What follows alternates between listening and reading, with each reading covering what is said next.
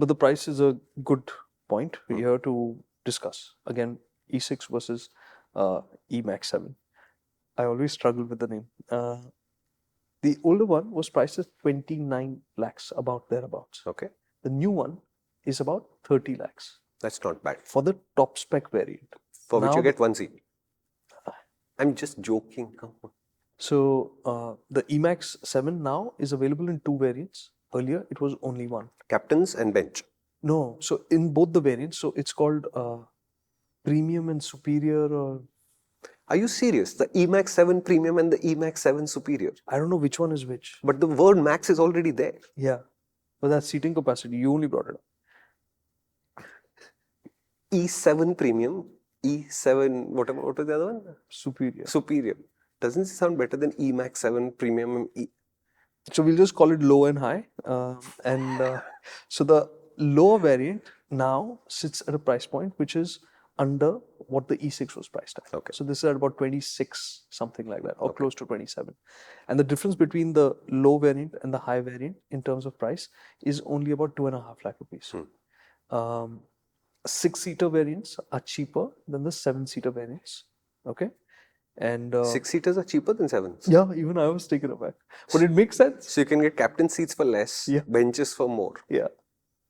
And for private sector use, like for LMB use. For everybody, yeah.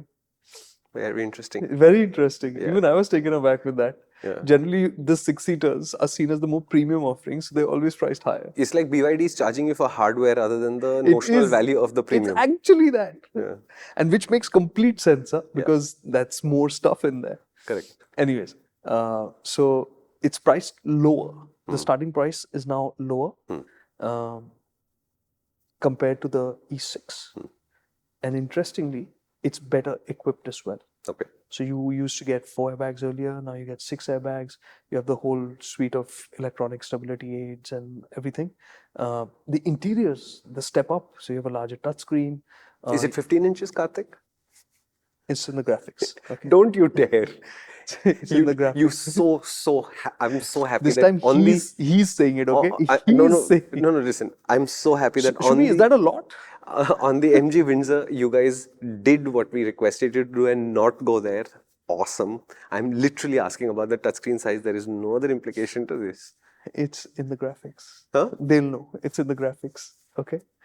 It's so big, he won't even tell us what the numbers are. The touchscreen. It's got a largest touchscreen and leatherette upholstery, which is standard. So whether you pick the low or the high variant, it's there. So the equipment levels, by and large, the experience on the inside, all of it has stepped up, even on that lower priced variant now. Okay. The difference is... So it's clearly being oriented more towards a private customer, whereas the last car was a little bit more private. Got it? Okay. The big difference between the low and the high variant is the motor power and the battery size. Okay. The low variant gets a smaller battery, around 50 kilowatt hours, whereas the higher variant gets a 71.8 kilowatt hour battery pack.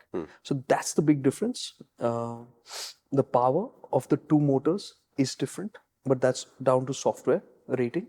Sure. It's the same motor essentially.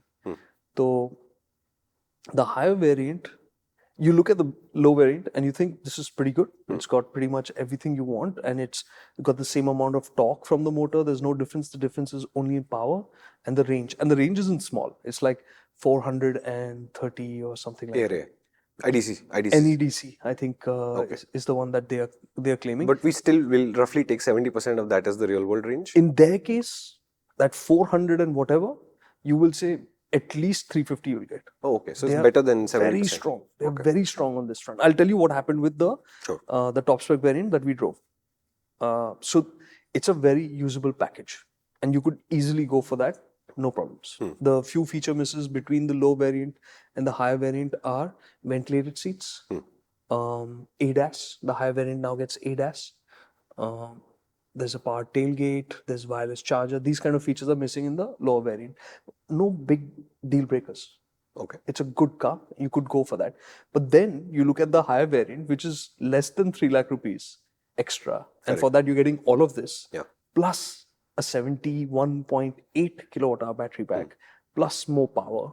the panoramic sunroof, all of that.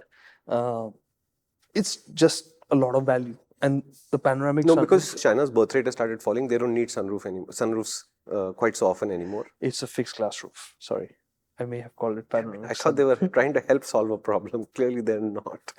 You've just watched a 3 to 5 minute clip on the MotorInc Clips channel, which means either you are an exceptionally talented millennial or Gen Z, or you're a much older person. In either case, would you like a challenge? Our main channel has videos that are at least 5 to 8 times longer, and they make 5 to 8 times more sense, I promise. Would you like to check it out? Come to the MotorInc channel.